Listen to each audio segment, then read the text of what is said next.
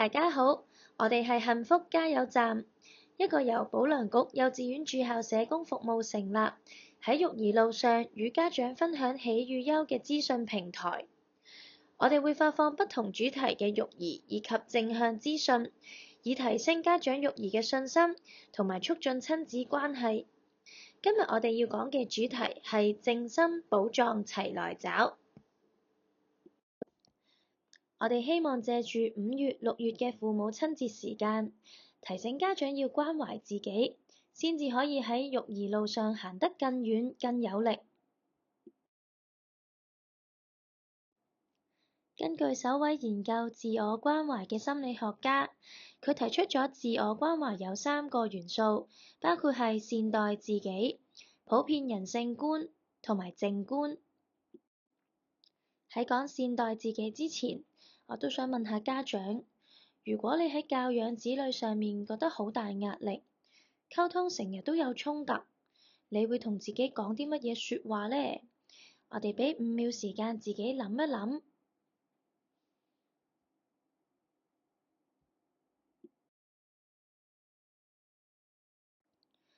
我哋可能會怪責自己，例如會話自己唔識得教極小朋友都係咁樣，又或者自己都好嬲，自己啲脾氣成日都好差，成日都好小事就會鬧小朋友，又或者會怪自己做唔晒啲家務，做得好慢，會覺得好煩躁嘅。我哋可能會將呢一啲嘅失敗，呢啲情況歸咎喺自己能力上嘅不足。我哋會抱怨自己做得唔夠人哋好，但係我哋都會忽略自己嘅情緒需要。喺情緒爆發嘅時候，又覺得自己情緒控制能力好差喎。呢種批評、質疑自己能力嘅思考模式，我哋稱之為自我批判。比起自我批判，其實我哋更加應該學習善待自己，學習溫柔對待自己，體諒自己有時都會面對困境嘅，明白每一個人都有脆弱嘅一面，而唔係將所有情緒壓抑，要求自己必須要堅強，或者係將所有責任嘅問題都歸咎喺自己身上嘅。有時候我哋會對人哋好溫柔、有禮、有同理心，但係對自己卻係十分嚴格，甚至將呢種態度會對待自己嘅家人同埋朋友喎。善待自己就係學習將自己當成為一個朋友一樣去照顧。作為一個安慰者，你唔會第一時間怪責佢做得唔啱，你會用包容嘅態度去理解佢、明白佢，唔會睇唔到、無視佢嘅傷痛，亦都會嘗試去明白佢有情緒波動都係合理正常嘅，亦都會俾佢去釋放自己嘅情緒。而希望可以鼓勵佢正面咁面對自己嘅問題，而唔係不斷去批評佢做得唔啱嘅地方喎。喺未做得到、覺得挫敗嘅時候，依然選擇善待自己，可能你會質疑呢個係咪一個正確嘅態度去面對難關呢？喺呢個時候，就好想帶出普遍人性觀嘅重要性。普遍嘅人性觀喺呢度係指對人嘅一種認知。我哋需要喺理性上確切咁認知得到，所有人其實都唔係完美嘅喎，冇人係萬能。我哋每個人都有情緒，會衝動，會有脆弱，同埋會有力有不逮嘅時候嘅。我哋要接納呢啲部分係我哋生命之中嘅一部分。當我哋接納每一個人都會有不完美同埋脆弱嘅時候，我哋就唔需要因為自己嘅挫敗而自責同埋懲罰自己，反而我哋更加要學習去善待自己。喺自我關懷嘅過程裏邊，我哋都需要處理複雜嘅負面情緒，而第3個元素靜觀就可以培養我哋學習用一個不加批判、接納嘅態度去看待困難同埋困難所帶嚟嘅情緒或者係感覺嘅。喺經歷挫敗嘅時候，我哋會有好多感受同埋想法，我哋唔應該強行壓抑呢啲情緒同埋念頭。靜觀可以幫助我哋用一個接納、開放嘅態度去正視呢啲感受，接納困難、問題同埋情緒，佢哋都係確實咁存在嘅。靜觀教會我哋活在當下，將注意力放喺當下嘅感受之中，減少情緒帶嚟嘅影響。透過培養靜同埋觀，靜心觀察生活嘅每一刻。當我哋不自覺又開始想批評自己、怪責自己嘅失敗時候，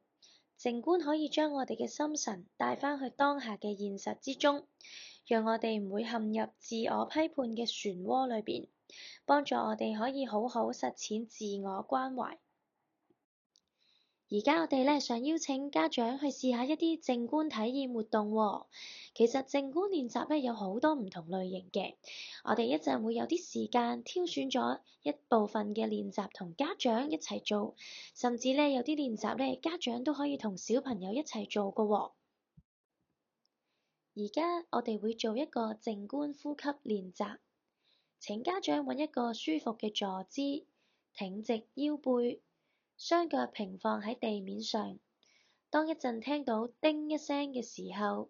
你可以選擇合埋雙眼，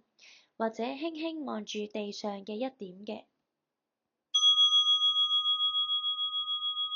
我哋而家將我哋嘅注意力帶到去呼吸裏邊，一吸一呼，唔需要控制呼吸，順其自然就可以㗎喇。吸氣，呼氣，吸氣，呼氣。如果我哋留意到自己有啲想法、感受，或者有啲片段出現，我哋唔需要理會佢哋，只需要溫柔咁將注意力帶返去呼吸度就可以㗎喇。吸氣，呼氣，吸氣，呼氣。如果我哋留意到有啲想法、感受，有啲片段嘅出現，我哋唔需要特別理會，只需要溫柔咁將注意力帶返到我哋嘅呼吸之中。我哋一齊做多3個呼吸，吸氣，呼氣，吸氣，呼氣，吸氣，呼氣。當一陣聽到鐘聲之後，家長就可以慢慢打開雙眼。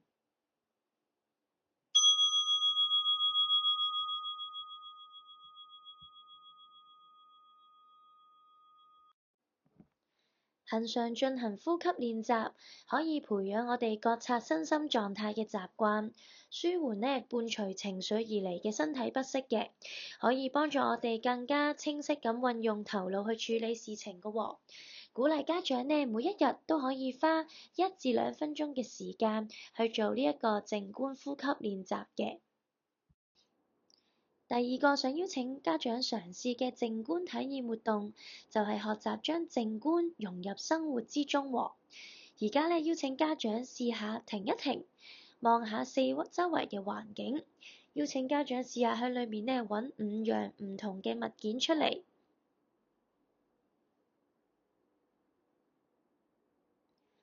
然後邀請家長用下你哋雙手去摸下唔同嘅物件。我哋揾4種唔同觸感嘅物件出嚟先，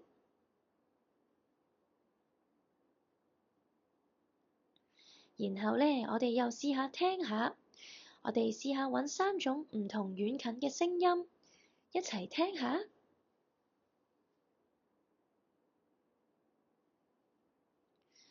之後我哋再試下喺空氣之中聞下，會唔會有2種唔同嘅味道呢？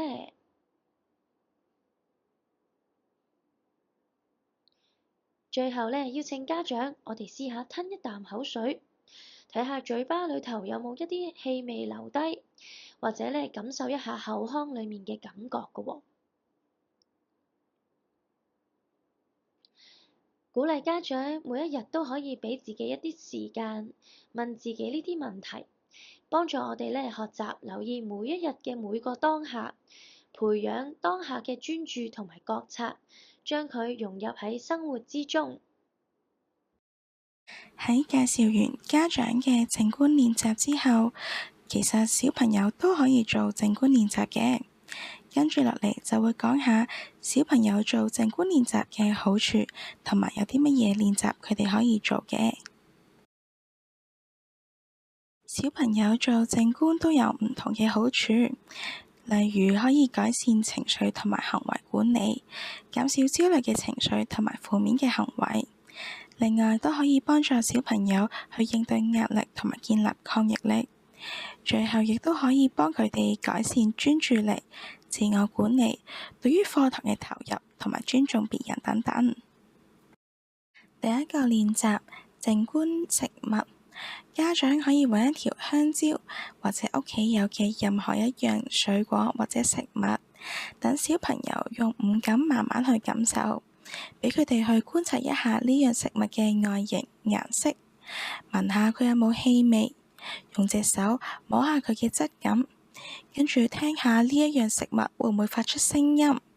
最後就係食咗佢，慢慢去品嚐呢一個食物嘅味道。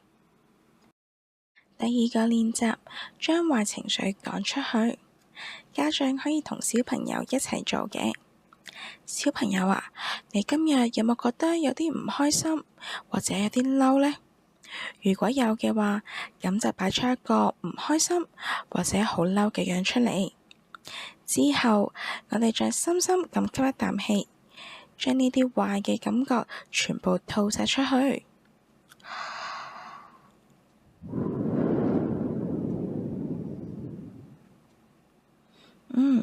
佢哋可能都未被吐乾淨，所以我哋再嚟多一次啊！深深咁吸一啖氣，然後將呢啲壞感覺全部吐晒出去。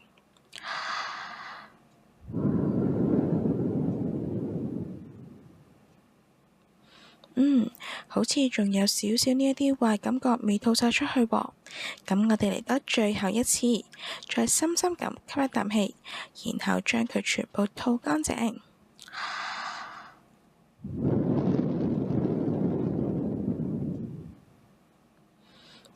太好啦！而家呢一啲壞感覺已經俾我哋全部趕走晒啦。咁咩時間適合做靜觀練習呢？